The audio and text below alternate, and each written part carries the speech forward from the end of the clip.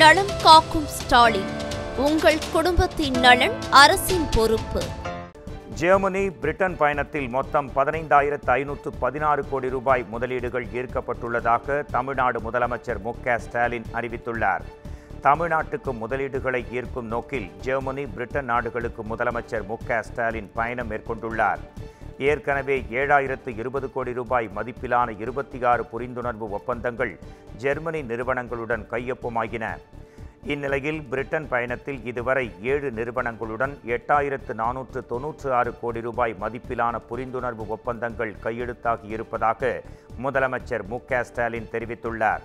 இது குறித்து அவர் வெளியிட்டுள்ள எக்ஸ் தள பதிவில், பிரிட்டனை தளமாக கொண்ட இந்துஜா குழுமம் தமிழ்நாட்டில் மின்சார வாகன சந்தையில் பேட்டரி தயாரிப்பு நிறுவனம் அமைக்க 7,500 கோடி ரூபாயை முதலீடு செய்ய இருப்பதாக கூறியிருக்கிறார். ஆஸ்ட்ராஜெனகா நிறுவனத்தின் விரிவாக்கம் மற்றும் முந்தைய புரிந்துணர்வு ஒப்பந்தங்கள் மூலம் தமிழகம் வளர்கிறது திட்டத்தில் பிரிட்டன் மற்றும் ஜெர்மனியில் 15,516 கோடி ரூபாய் முதலீடுகை பெற்றுள்ளதாகவும் அவர் குறிப்பிட்டுள்ளார். தமிழக வெற்றிக் கழகத்தின் தலைவர் விஜய் தனது தேர்தல் சுற்றுப்பயணத்தை வருகிற செப்டம்பர் 13ஆம் தேதி ஸ்ரீரங்கத்தில் தொடங்க இருப்பதாக தகவல்கள் வெளியாகியுள்ளன. தமிழகத்தில் அடுத்த ஆண்டு சட்டப்பேரவை தேர்தல் நடைபெறவுள்ளது. இதையொட்டி அரசியல் தலைவர்கள் சுற்றுப்பயணம் மேற்கொண்டு வருகின்றனர். இந்த நிலையில் புதிதாக கட்சி தொடங்கியுள்ள விஜய் தனது தேர்தல் சுற்றுப்பயணத்தை வருகிற செப்டம்பர் மாதம் 13ஆம் தேதி திருச்சியில் தொடங்க இருப்பதாக கூறப்படுகிறது. இதற்கிடையில் திருச்சியில் 2 இடங்களில் விஜய் பிரச்சாரம் மேற்கொள்வார் என்றும் அதில் ஒரு இடம் ஸ்ரீரங்கம் என்று உறுதி செய்யப்பட்டுள்ளதாக தகவல்கள் கூறுகின்றன. இதற்கான ஏற்பாடுகள் தொடங்கியிருப்பதாகவும் தமிழக வெற்றிக் கழக பொதுச் செயலாளர் ஆனந்த் காவல்துறை அனுமதி பெற இருப்பதாகவும் கூறப்படுகிறது.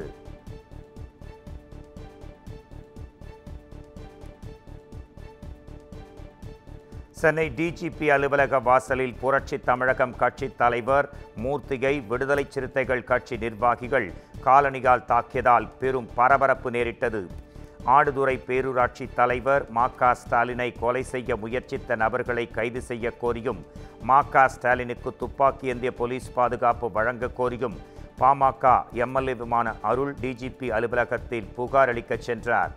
அப்போது புரட்சி தமிழகம் கட்சி தலைவர் மூர்த்தியும் சென்றதாக தெரிகிறது. இந்நிலையில் அங்கிருந்த விடுதலை சிறுத்தைகள் கட்சியினர் புரட்சி தமிழகம் கட்சி தலைவர் மூர்த்தியை காலணியால் தாக்கியதாக கூறப்படுகிறது.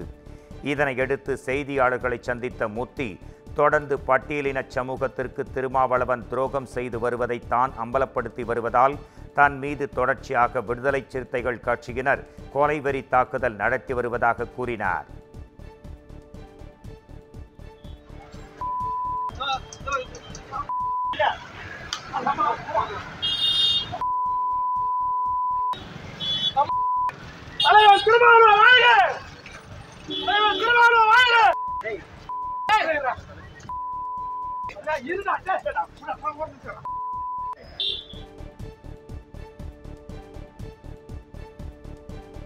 சசிகலாவுக்கு சொந்தமான சர்க்கரை ஆலை மீது சிபிஐ வழக்கு பதிவு செய்துள்ளது.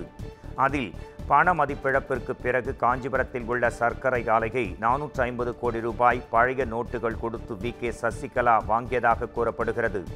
இதுகுறித்து வழக்கு பதிவு செய்து விசாரணை நடத்திய சிபிஐ சசிகலா மீது முதல் தகவல் அறிக்கை பதிவு செய்தது.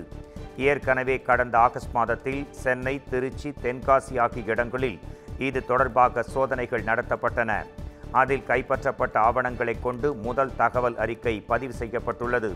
மேலும் 2020ஆம் ஆண்டில் நடைபெற்ற இடி சோதனையில் சிக்கிய ஆவணங்களின் அடிப்படையில் ஆலை, அதன் இயக்குநர்கள் மீது வழக்கு பதியப்பட்டுள்ளது.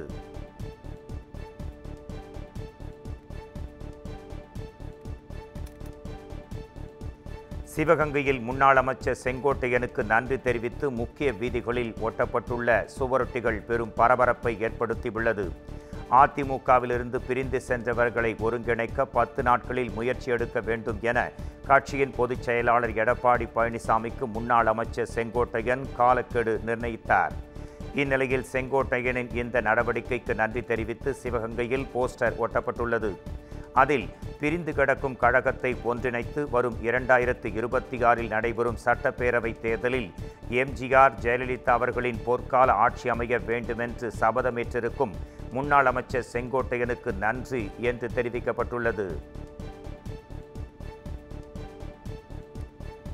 சென்னையில் ஆபரண தங்கத்தின் விலை வரலாறு காணாத வகையில் உயர்ந்துள்ளது. கிராமுக்கு 104 ரூபாய் உயர்ந்து 10,005 ரூபாய்க்கும், சவரன் 1,120 ரூபாய் உயர்ந்து 80,040 ரூபாய்க்கும் விற்பனையாகிறது. அதேபோல வெள்ளியின் விலையும் உயர்ந்து புதிய உச்சத்தை எட்டியிருக்கிறது.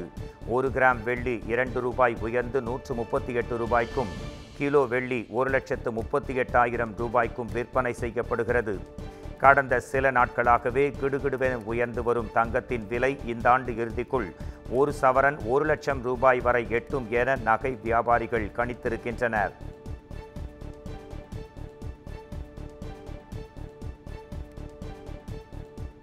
சென்னை நெற்குன்றத்தில் 4 சவரன் நகை திருடிய புகாரில் திமுக பெண் ஊராட்சி மன்ற தலைவரை காவல்துறையினர் கைது செய்தனர். சென்னை நெற்குன்றம் பகுதியைச் சேர்ந்த வரலட்சுமி என்பவர் கடந்த ஜூலை 14ஆம் தேதி காஞ்சிபுரத்திலிருந்து பேருந்தில் பயணம் மேற்கொண்டார். இதையடுத்து கோயம்பேடு வெங்காய மண்டி பேருந்து நிலையத்தில் இருந்து இறங்கி வீட்டிற்கு சென்ற அவர் தான் கொண்டு சென்ற டிராவல் பேக்கை திறந்து பார்த்தபோது அதில் வைத்திருந்த 4 சவரன் நகை காணாமல் போனதாக கோயம்பேடு காவல் நிலையத்தில் புகார் அளித்தார். அதன் அடிப்படையில் சிசிடிவி காட்சிகளை கைப்பற்றி போலீசார் விசாரணை மேற்கொண்டு திருப்பத்தூர் மாவட்டம் நரியும்பட்டு ஊராட்சி மன்ற தலைவர் பாரதி என்பவரை கைது செய்தனர். அவர் மீது வேலூர், ஆம்பூர் உள்ளிட்ட பல்வேறு காவல் நிலையங்களில் 10 திருட்டு வழக்குகள் நிலுவையில் இருப்பது தெரியவந்தது.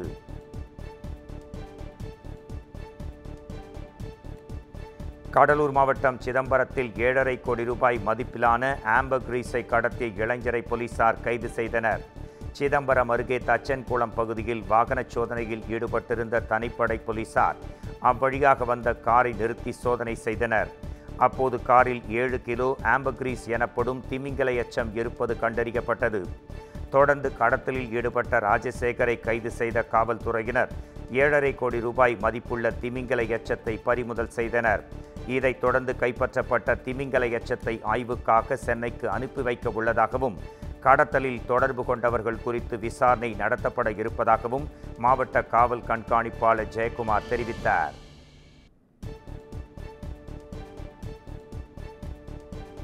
திருவள்ளூர் அருகே குடியிருப்பின் மத்தியில் மருத்துவ கழிவுகள் கொட்ட எதிர்ப்பு தெரிவித்து லாரியை சிறைப்பிடித்து பொதுமக்கள் வாக்குவாதத்தில் ஈடுபட்டனர்.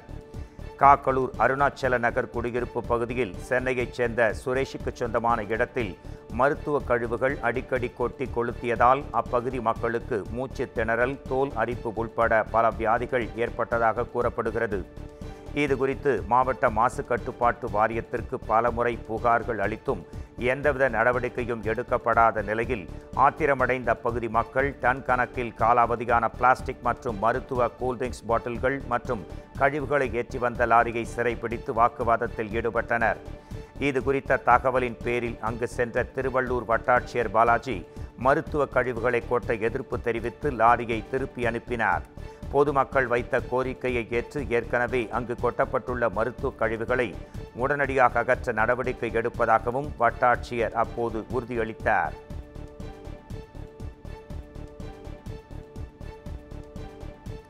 சிங்கப்பூரிலிருந்து கோவைக்கு விமானத்தில் கடத்தி வரப்பட்ட 23 லட்சம் ரூபாய் மதிப்பிலான ட்ரோன்கள், மின்சாதன பொருட்களை சுங்கத்துறை அதிகாரிகள் பறிமுதல் செய்தனர்.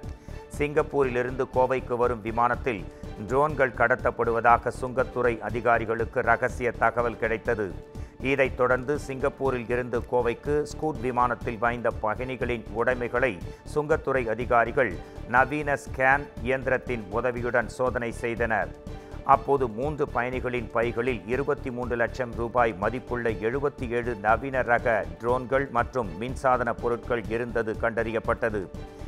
அவற்றை பறிமுதல் செய்த சுங்கத்துறை அதிகாரிகள் 3 பயணிகளிடமும் விசாரணை மேற்கொண்டு வருகின்றனர்.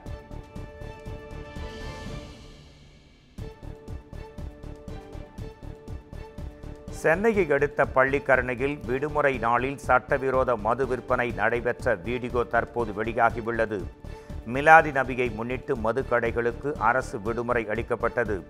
இந்நிலையில் மேடவாக்கம் மேம்பாலம் அருகே சட்டவிரோதமாக கள்ளச்சந்தையில் மது விற்பனை நடைபெற்றது. இது குறித்த வீடியோ வெளியான நிலையில் சட்டவிரோத மது விற்பனையை போலீசார் கண்டுகொள்ளாமல் இருப்பதாக குற்றச்சாட்டு எழுந்தது. இதற்கிடையில் சட்டவிரோத மது விற்பனையில் ஈடுபட்ட நபர்கள் மீது உரிய நடவடிக்கை எடுக்க தற்போது கோரிக்கை வலுத்திருக்கிறது. நலம் காக்கும் ஸ்டாலின், உங்கள் குடும்பத்தின் நலன் அரசின் பொறுப்பு.